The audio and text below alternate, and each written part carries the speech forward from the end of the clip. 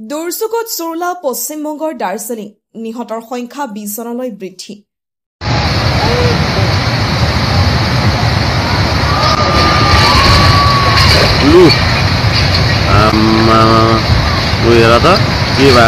অন্যান্য প্ৰাকৃতিক সৌন্দৰ্যৰ বাবে সদায় পৰ্যটকৰ আকৰ্ষণস্থলী দাৰ্জিলিং এতিয়া প্ৰকৃতিৰ ৰোষত পৰিছে।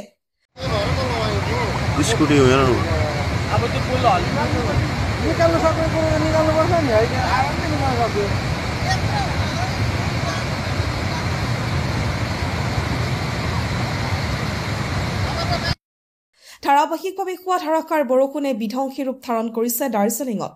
বৰষুণৰ ফলত হোৱা ভয়ংকৰ ভূমিস্খলনত এই পৰ্যন্ত দাৰ্জিলিঙত শিশু মহিলাসহ 20 জন লোকৰ মৃত্যু হোৱাৰ খবৰ পোৱা গৈছে।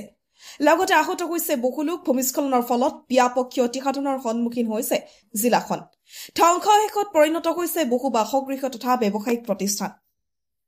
ইফালে পথৰ ক্ষতিসাধনে বহু দূৰৱৰ্তী গাঁও বিচ্ছিন্ন কৰাৰ ফলত বহু পৰ্যটক আবদ্ধ হৈ পৰিছে। দাৰ্জিলিঙৰ এই ভয়াৱহ অৱস্থাৰ মাজতে পশ্চিমবংগৰ মুখ্যমন্ত্ৰী মমতা বেনাৰ্জীয়ে ভুক্তভোগী পৰিয়াললৈ ক্ষতিপূৰণ ঘোষণা কৰিছে। অৱশ্যে ক্ষতিপূৰণৰ পৰিমাণ এই পৰ্যন্ত প্ৰকাশ কৰা হোৱা নাই।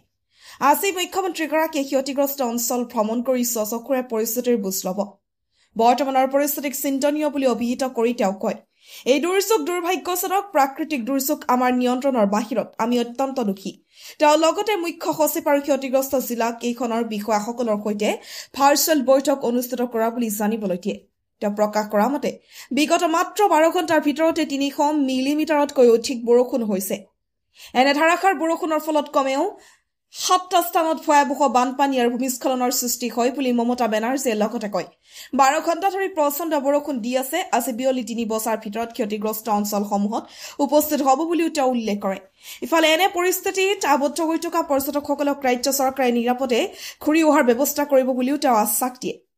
এই পৰ্যটকসকলৰ পৰা যাতে হোটেলসমূহে অতিৰিক্ত ধন সংগ্ৰহ নকৰে সেই নিৰ্দেশনাও দিছে মমতা বেনাৰ্জীয়ে। এই দুৰ্যোগত নিহতসকলৰ পৰিয়াললৈ ক্ষতিপূৰণৰ ঘোষণা লগতে পৰিয়ালৰ এজন সদস্যই চৰকাৰী কৰ্ম সংস্থাপন লাভ কৰিব বুলি ঘোষণা কৰিছে মুখ্যমন্ত্ৰীগৰাকীয়ে। অৱশ্যে ক্ষতিপূৰণ আধাৰৰ পৰিমাণ এই পৰ্যন্ত নিৰ্দিষ্টকৈ উল্লেখ কৰা হোৱা নাই। প্ৰধানমন্ত্ৰী নৰেন্দ্ৰ মোদীয়েও এই ঘটনাত শোক প্ৰকাশ কৰিছে। দাৰ্জিলিং আৰু তাৰ আশে-পাশে থকা দুৰ্যোগ বিধ্বস্ত অঞ্চলসমূহৰ পৰিস্থিতি তীক্ষ্ণভাৱে নিৰীক্ষণ কৰা হৈছে বুলি উল্লেখ কৰি প্ৰধানমন্ত্ৰী মোদীয়ে নিহতসকলৰ পৰিয়াললৈ সমবেদনা জনায় আৰু আহতসকলৰ আশু আৰোগ্য কামনা কৰে। তেওঁ লগতে সকলো ধৰণৰ সহযোগিতা আগবঢ়োৱাৰ প্ৰতিশ্ৰুতি দিয়ে।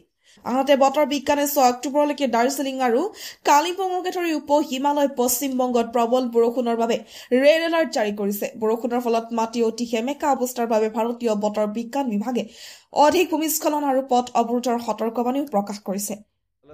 ठीक नहीं है, मतलब मिरिक में अभी 7 dead body we have already recovered और बाकी और 2 का इंफॉर्मेशन हम लोग के पास है। They are being recovered actually on the way, on the process আছে। और बाकी आपका मान लीजिए कर्शियांग वाला रोड जो कर्शियांग से दार्जिलिंग जाता है वो रोड में दिलाराम के पास लैंडस्लाइड हुआ है। वो रोड अभी ब्लॉक्ड है, उसको क्लियर कर रहे हैं हम लोग। अच्छा, रोहिणी रोड ब्लॉक्ड है, गौरी शंकर के वहाँ पे लैंडस्लाइड हुआ है, वो रोड भी क्लियर कर रहे हैं। और पंखावाड़ी रोड का सिचुएशन एकदम ही ख़राब है। छोटा गाड़ी जा सकता है 1-2 करके, पर उससे ज़्यादा गाड़ी नहीं जा सकते अभी।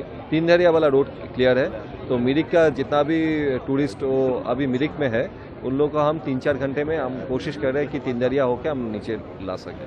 ठीक है, ये तो आयरन ब्रिज तो आप देख ही पा रहे हैं क्या हालत है इसका। मिरिक जाने का ये रोड एकदम टोटली ब्लॉक है। हाँ, पुटुंग होके वो रास्ता ठीक नहीं है, उसका हालत भी खराब है। नहीं, वो सेफ नहीं है, उसका हालत भी खराब है। ठीक है ना यार, मेरे जुरिस्डिक्शन में अभी तक मिरिक में तो 7 हुआ है और 2 डेड बॉडी आ रहे हैं।